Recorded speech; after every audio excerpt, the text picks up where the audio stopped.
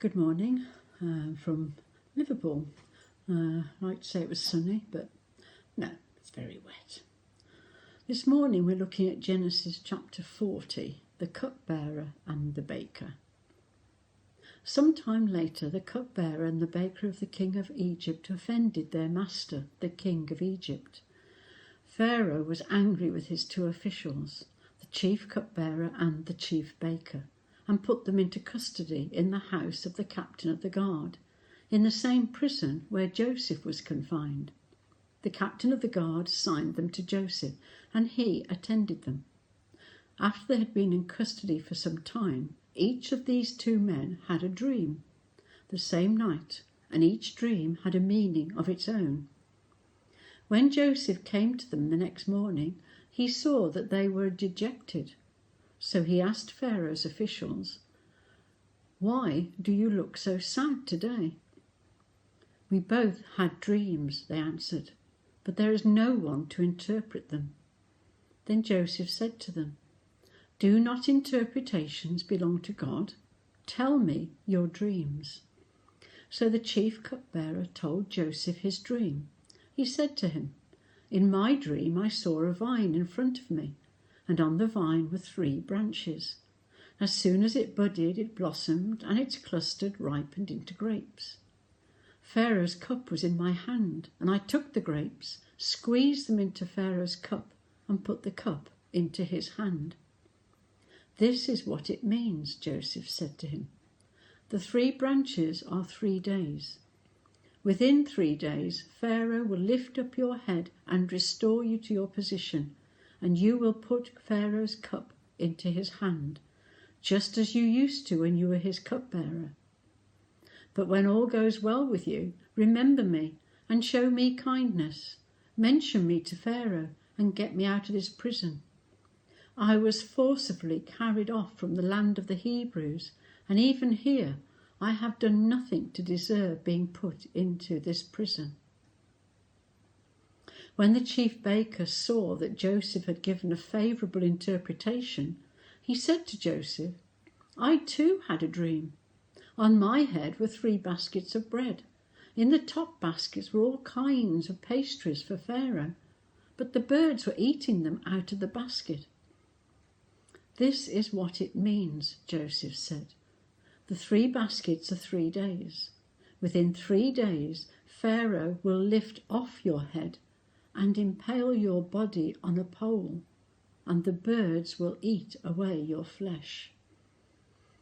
Now the 3rd day was Pharaoh's birthday, and he gave a feast for all his officials. He lifted up the heads of the chief cupbearer and the chief baker in the presence of the officials. He restored the chief cupbearer to his position, so that he once again put the cup into Pharaoh's hand. But he impaled the chief baker, just as Joseph had said to them in his interpretation. The chief cupbearer, however, did not remember Joseph. He forgot him. We need to remind ourselves briefly why Joseph was in Egyptian prison. If we go back to Genesis 35, it lists there the 12 sons of Jacob, including Joseph and Benjamin, the sons of Rachel. In chapter 37, we hear of Jacob's love for Joseph and how Jacob had a very ornate robe made for him, which of course made his brothers very jealous and very angry. Not surprising, really.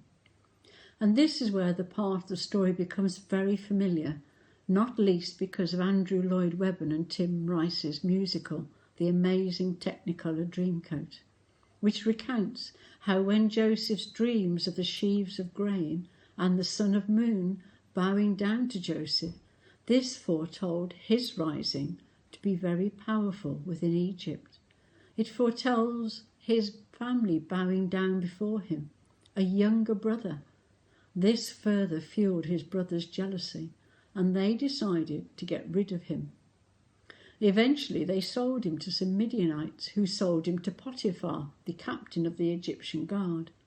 Then in chapter 39 we learn of Potiphar's wife becoming very angry with Joseph because he would not do what she wanted him to, so persuaded Potiphar to throw him into jail. And it was while he was there that Joseph found favour with the prison warden, because God was with him, and he was given all kinds of responsibilities and was trusted by the warden in all he did. And so at this point, sometime later in our reading today, we are told of the chief cupbearer and the chief baker being thrown into the same prison as Joseph by Pharaoh because they had offended him.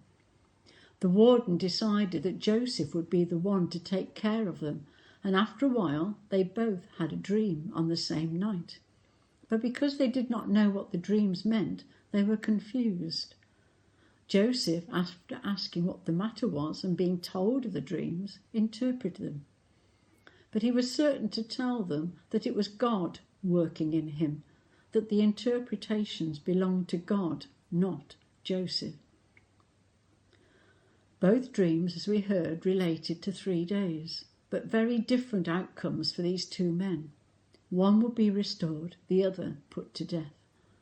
And both dreams came to pass, and Joseph asked the cupbearer to remember him when he came back into Pharaoh's household. But the cupbearer forgot. Looking at Joseph's life, he had had better times, from being the favoured son to being sold into slavery, thrown in prison, trusted by the warden, giving these two important men to take care of, and they were important in Pharaoh's household, even if he was angry with them. Then helping them with their dreams, hoping that he would be released, because surely the chief cupbearer would remember him, to his hopes being dashed again. Rather up and down, I would suggest, a bit like our own lives can feel at times. At one time, things can be going along very well, enjoying life in many ways. Then something happens, and everything is turned into turmoil, and we don't know how we will get through it. Then someone or something happens, somebody comes along, they help to make it bearable, and we begin to feel that life is getting back on track. We are even able sometimes to help others in some way. But then we're forgotten. We're ignored. We're left alone again. We feel rejected, unwanted, floundering again. Joseph never lost his trust in God, even through his tumultuous life. Sometimes things are working out for him and he feels good, and then it's as if the world comes crashing down again. But God is there, and Joseph knows God is there and trusts him. Something not always easy to accept, but something we do need to remember, that even when we're feeling things can't get any worse, God is there, just like he is when things are okay.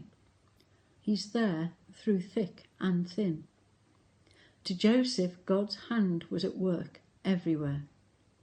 And when he's able to give those two men the meaning of their dreams, he tells it as it is. He speaks God's words. He has no right to try and make the dreams seem better or worse than they were.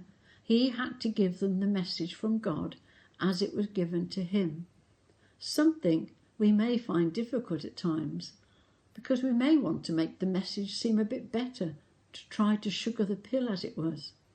And I don't think it means that we should be cruel or mean in how we behave, but we do need to make sure we are carrying out what God has told us to do, not what we would like to do instead.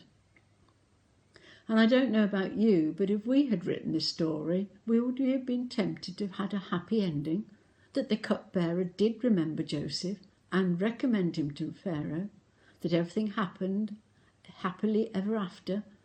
And there are some stories, unfortunately, that do not end happily, and that is something we have to accept from God as well.